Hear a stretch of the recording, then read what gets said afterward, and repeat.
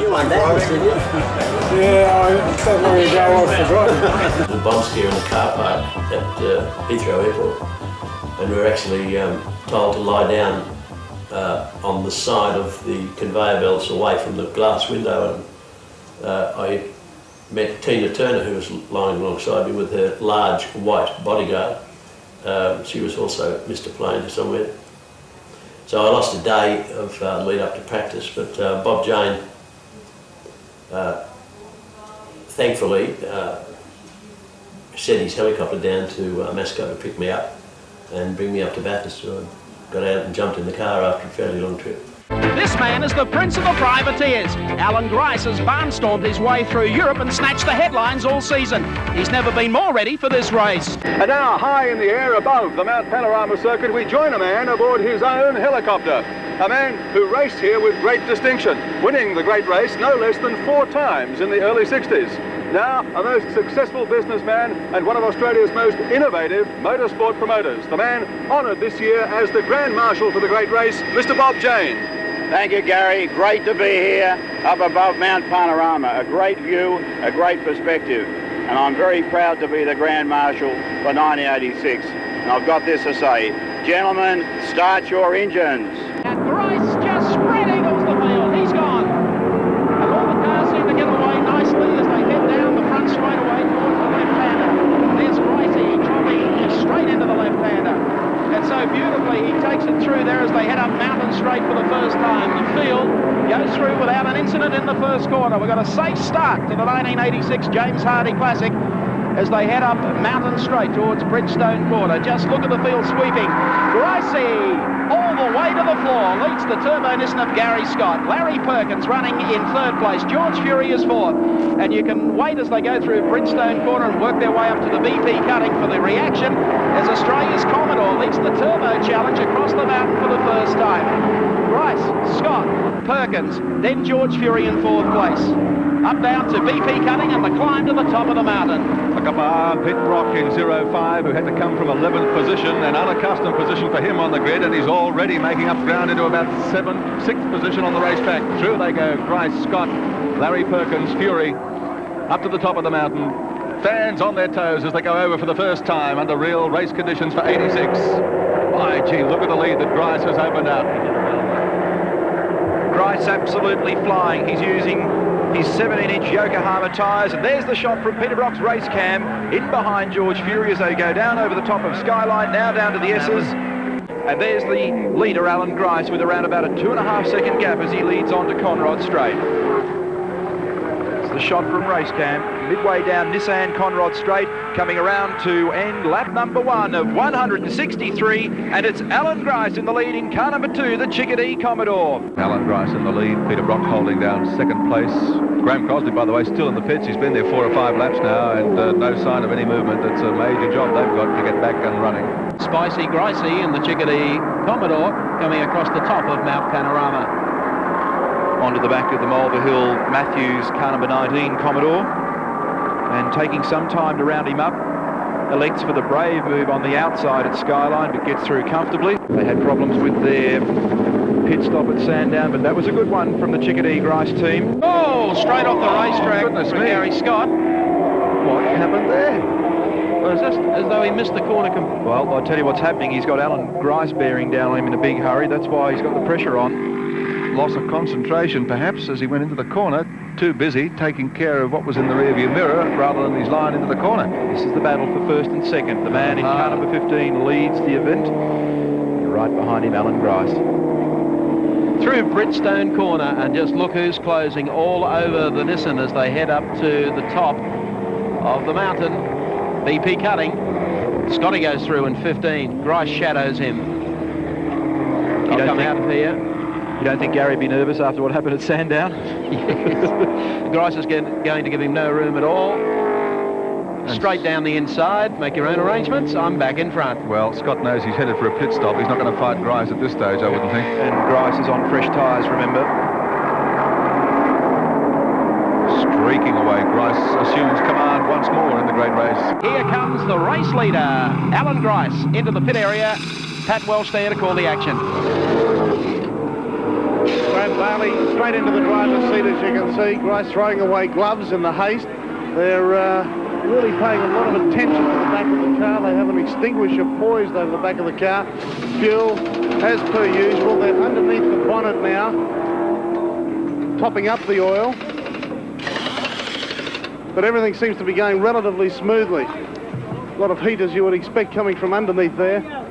Steam and smoke from around the tyres. The new tyres are on. The car has been started up. And they're away, so the problem, Michael, mustn't be all that bad. Heading up the hill again towards BP Cutting. There's Bailey going through. Sitting behind him, George Fury. But Fury is down a lap or so, trying to catch up ground, and Alan Moffat gaining on the number 2 Commodore as they swing up to Toledo turn again. Interestingly, Mike, the fastest man on the circuit so far today has been Alan Grice with a time of 2:18.99. It's a pretty stunning time in race trim. Bailey's off in car number 2. Unbelievable bad luck for Graeme Bailey. Now, what exactly does that do to the race order? They had a fair bumper up their sleeve. Alan Grice, meanwhile, has pulled his helmet on and he's standing by to get in the car. Okay, we'll set the stopwatches here and see what sort of a stop Les Small's Roadways team can do. Alan Grice standing by. This stop is certainly going to cost them dearly, and it's going to open the race wide open again.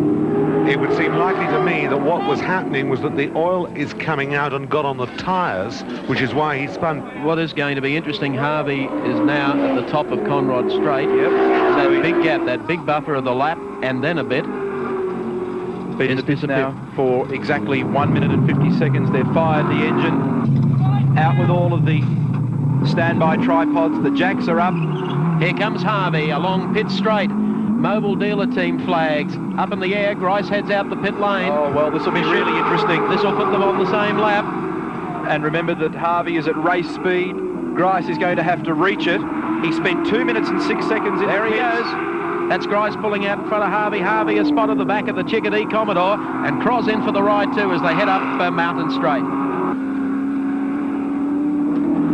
to Bridgestone Corner. Now working their way up the straight.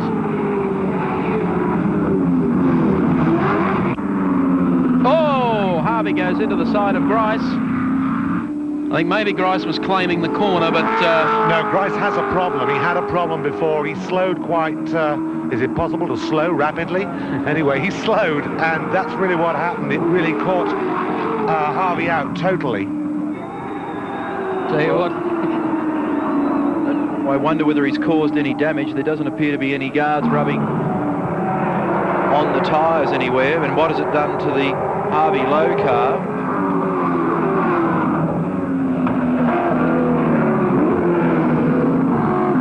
They come down off the mountain, down to the dipper. There's Grice going through, and with Pat Welch in the pits is the man who has been steering number 2, Graeme Bailey.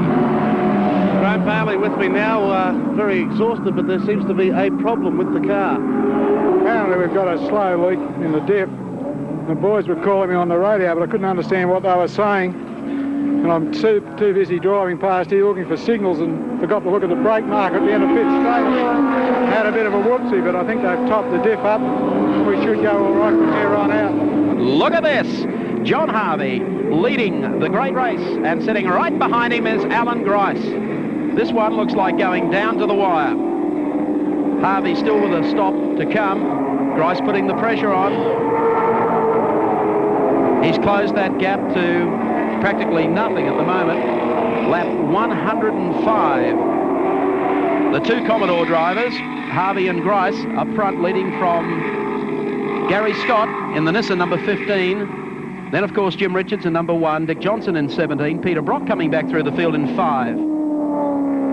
So how close do you need it? To Bridgestone Corner, the right-hander swinging up to the top of the mountain. Here they come.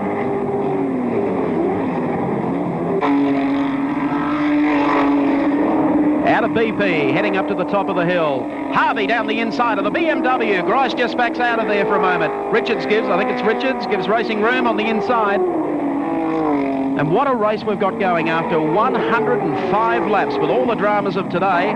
And this is the gap between first and second in the 86 James Hardy Classic. And Grice on the outside, what a move! Takes him coming across the top of the mountain. So Allan Grice takes back the lead in the James Hardy 1000. Just for a top-up, see whether they go to the diff of the car. A change of rubber for the sprint of the flag. I think Grice will stay in the car. They're holding a slender lead over John Harvey and Neil Lowe in car number 3, the Mobile Dealer Team Commodore V8. It's a pretty critical stop, Mike. They've got actually about a lap lead now, but they can't afford to mess about because both the Commodore and, for that matter, the Nissan aren't far behind, and that sort of stop leads me to believe that they've no further problems with oil coming out of that diff. As you know, we've led many of them before. We haven't got to the flag first, so we've just all got our fingers crossed. He deserves to win this, doesn't he? I think so, yeah. He's driving probably better this year than he has, you know, ever before, I guess, and the European experience really helped him. There's Graeme Bailey. He can't believe this. Good old Graeme. The fellow who went also to Monza and to Donington and Hockenheim with Allan. Had a couple of offs into the sand traps, blamed himself for it before everyone else did, and said he learned so much. Came back to Australia and demonstrated to everyone in the Australian Touring Car Championship that he'd learned a lot over there. Grice comes out of the corner, acknowledging the flag with 1 lap to go. Heading up mountain. Straight. There he goes. He's going to get a wave off to everyone before this is over. He's watched so many drivers do this for so many years. Hands are ready at the top of the mountain as Grice heads up to Bridgestone Corner for the final time. And of course, after the race is over, the cars are pulled straight in at the back of the pit, so you don't really get a chance on a cool-down lap to acknowledge the waves of the crowd. Up to BP cutting for the final time. The Sydney privateer, Allan Grice, driving Graeme Bailey's Chickadee number 2 Commodore V8. Coming up to Toledo Tools Corner, the right-hander. Wait for the reaction of the spectators along the top of the mountain. They love him. Here he comes. Allan Grice, a man who went to Europe this year to try and prove something. He certainly has done that, and he's proved an awful lot more here today. As the fans acknowledge, Gricey coming across the top, out of Castrol Curve, down to the S's. Through Bridgestone Corner. To the dipper for the final time. Now on his way down to the left-hander. And here he comes. Through Valvoline Corner, Nissan Conrad straight for the final time. You can almost coast home to victory from there. I know how happy you must be, Mike, with this. I've never seen anybody wave and cruise round on his last lap. He's got 96 seconds in hand, which is probably enough, but I should think it's risking it just a little bit, isn't it? Well, I don't know. It's 16 years without a result here. He's finished second and a third. But you could shut the engine off from there and make it all the way down to the checkered flag. Allan Grice leading, 96 seconds clear of Harvey. A long gap back there to Garry Scott. The last corner comes up as Grice and the Chickadee Roadways Commodore V8 hits the last turn, straightens it out.